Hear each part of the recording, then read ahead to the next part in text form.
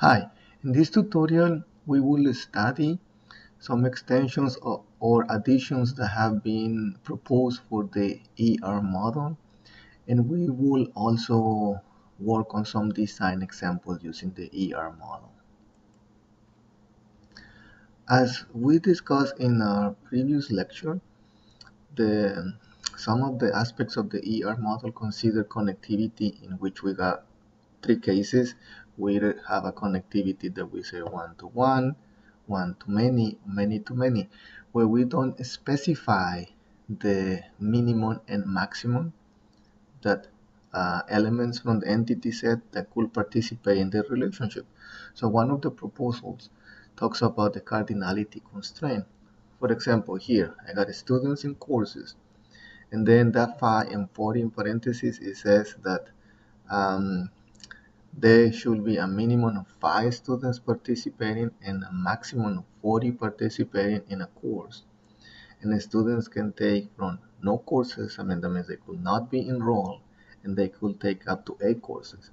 So this is equivalent of the original addition of saying a many to many. So in this case, we have a binary relationship takes, which is using to it, which has the students and courses entity sets, and um, and then we see that it's a many to many, but here we specify the minimum and the maximum. So on that parenthesis we have minimum and maximum, which is 5 and 40. So the first number is the minimum and the other is the maximum. And so when we got numbers, the max is greater than 1. That's when we consider that this is a many. So in this example, it's a many to many. Now, the 1 can be represented with 0, 1, or can be represented with a 1, 1. And the many is basically anything that has greater than 1 in the max. And, uh, and there are some approaches that says, well, you can take, for example, 3 courses to any number of courses, then we use the asterisk there. Now, another proposal is the idea of the generalization. Let's look into these entity sets that are very similar: graduate students and undergraduate students. If you look into the attributes, so these are two different set of students for a given university. So you look into the attributes for the students, they both had student identification, name, and GPA. But they got something different. For example, graduate students have the GRE exam or the GRE score into the attributes, while the undergraduate students have the SAT. Well, the idea of the generalization is that we look into two entity sets that these are kind of that we find something in common. What we can find in common is that these are students, these are human beings, that they have some attributes, but they have some differences. Then the proposal of the generalization is we get a set, like a superset, that is students, and the students have the common attributes, so student identification, name, and GPA. And then you see those errors coming from there and pointing, so this is the things that make them different, and the attributes that make them different are there. This is similar to the idea, remember that this is in the 70s, so this is similar to the idea that we have in after the 80s with object oriented, that we have a superclass and subclasses and inheritance. So for example, grad students is actually inheriting all the attributes from the superset of the class students, which is getting SID, name, GPA. And look at that grad students and undergrad students, we don't specify the key because we get the key from students. So then the concept of the generalization is that when we are doing the design, we find entities that somehow they relate, and then we can kind of do this like merging them. Now, the other proposal is the opposite. What do we mean by the opposite? For example, we have employees, and then for employees, maybe in a university, we identify employees that for all employees, we have the identification, the name, the address, the hours. But then we have the idea of kind of a split or divide or specialize the employees, because it's not difficult to have all the attributes in one big entity in the sets. For example, employees in a university, professors, they have a specific rank, they have maybe a specialization, they maybe have degrees, and then maybe other employees that they don't have that, but they are in the same database. And then when we hire students may be considered employees too, and they don't have maybe degrees, and maybe they don't have the ranks that they got with professors. So in that case, specialization is kind of like the inverse. So for example, employees, we can have here, for example, a specific set for faculty. So faculty is the only one that has the attribute rank. And then, for example, the attribute rank wasn't using for all employees, but only for faculty. And then staff, maybe we need to keep track of the hours, maybe the same for the students.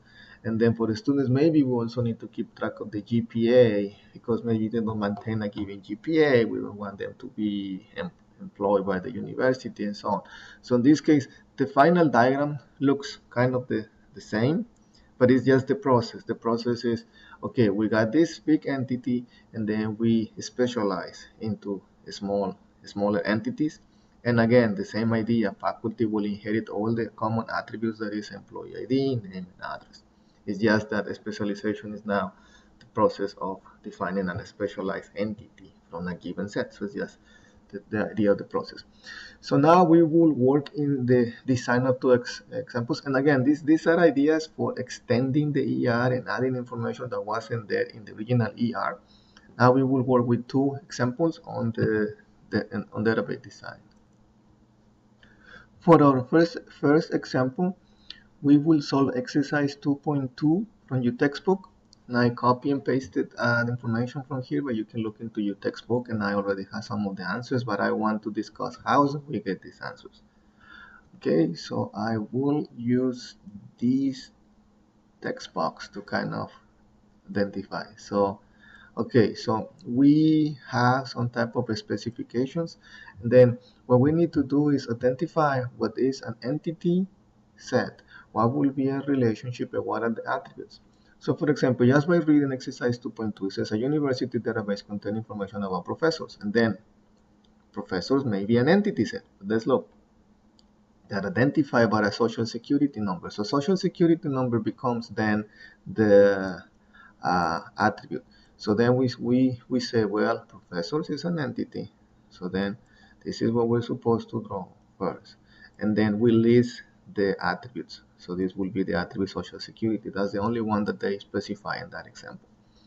Now, the next thing here, they talk about courses. So what I suggest is, well, when we're reading, we pause. When we're reading for the specification, so we got courses, and then there is something that identify courses, which is the course ID, and then we should go and then draw course. I'm using this just to highlight. So this is the course, and this is the attribute. Okay, so far we only had this and this. We still don't know what is the relationship in the other entity set. And then let's see, how do we identify that we have a relationship? So then here it talks about professors, and we got about professors before, and then they talk about courses, and we already discussed courses. So professors and courses are entity sets, but they say that professors and courses, they teach, right? So this is what we have as a relationship, because it's identifying something that happens between two entity sets. So then we got teach is some type of relationship, and then teach says courses. Each of the following situations concerns the teaches relationship sets. Okay, so for each situation, draw a ER. So there will be, I think, about 6 questions. Now, from what we read, this is what we know only. We only know about, oops, we only know about this entity set. We don't know anything else. Let me just put it like this. And we only know this. I don't know yet. I know that we have a relationship that somehow is going to connect, but they're going to give me situations in which this relationship maybe changes. So this is the situation number 1. Professors teach the same course in several semesters. So again, from the reading in the previous paragraph, we only know about professor as an entity set, and we only know about courses as an entity set. And so how we know there is a relationship between professors and courses, but we don't know enough details to finish with the ER. Now, first question number one, professors can teach the same course in several semesters, and each offering must be recorded. Then we identify semester to be as an other entity. Why? Because semester needs to be identified. I mean, every semester needs to be identified. It's for me an object, the fall semester of 2013, the fall semester of 2014, and so on. Why? Because then there will be a relationship.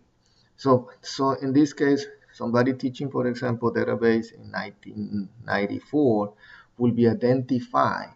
So if in that particular semester, and that's what we're doing here. So in this case, this is a ternary relationship. So we have here semester, and then I can add more attributes about the semester. When was the start date? When was the end date? I don't know. I can put something about the calendar, the number of hours. That will make a distinction about when that professor was teaching that course at that time. And this will be the answer for my question number one. Now let's go and look into question number two. And once we look in question number two, again, remember, we only know about professor and courses. So let's go to the next question. So the next question, let's see, looks similar. Professors can teach the same course in several semesters. Okay, it's similar to the other, but and only the most recent offering. So, and then it says, okay, use this for all other questions. So what is the difference with the previous one? Well, in the previous one, we were having semester to be a strong entity because we wanted to keep track of semesters. So if we don't care about that, but just the last semester, so we just put it as an attribute of the relationship. So here is Social Security, and then it's taking that in the fall semester. But I don't want any more details about the semester. But that when that was thought, then this will be an attribute of the relationship, and that's the difference, to be an attribute than to be an object by itself. Let's now go and see question number three. I'm going to take this away from here. I'm going to the third question. So every professor must teach some course. If you compare 3 and 2, they look almost identical, with the exception that this line has been emphasized. The line, when the line is emphasized, and I do that sometimes putting that as a double line, means total participation. If the line is just like this, like a single line, it means optional. So that means some professors may teach, and a course may be taught by a professor. That's what that means. But if I put the double line, it says, no, no, no, no. If you're a professor, you have to teach. So that's what it says here, the must teach. So you have to participate in the relationship. Now, every professor teaches exactly one course, no more, no less. Let's compare. We got then here this error, which means is one has to be one, minimum one. Using the extended ER will be open parenthesis 1, comma, 1, comma, minimum 1, maximum 1. You have to teach one, so that's what that symbol means in there. Now, let's see, every professor teaches exactly one course, no more, no less. That's the same as the previous question, and every course must be taught by a professor. So 4 and 5, let's see the difference. This line and this line is again, this line is emphasized or bold.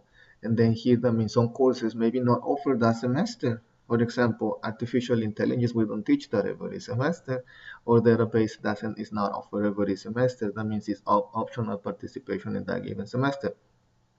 But here it says, no, no, no. If the course is listed in the course catalog of the department, it has to be taught. That's what this line means. It has to participate. Finally, question number 6. So now it says that there is a group of professors that they may be teaching that. So then what we're doing is we're substituting the professor that was just one professor here that teaches, and then we got this, which is a group, and then the group ID, and then professors are a member of that group. So that will be the thing that here we're making the assumption, and then again we're making other assumptions that are there listed. So I have that listed in the uh, attributes. I will have in a separate tutorial another transformation example because this is now too long for the same.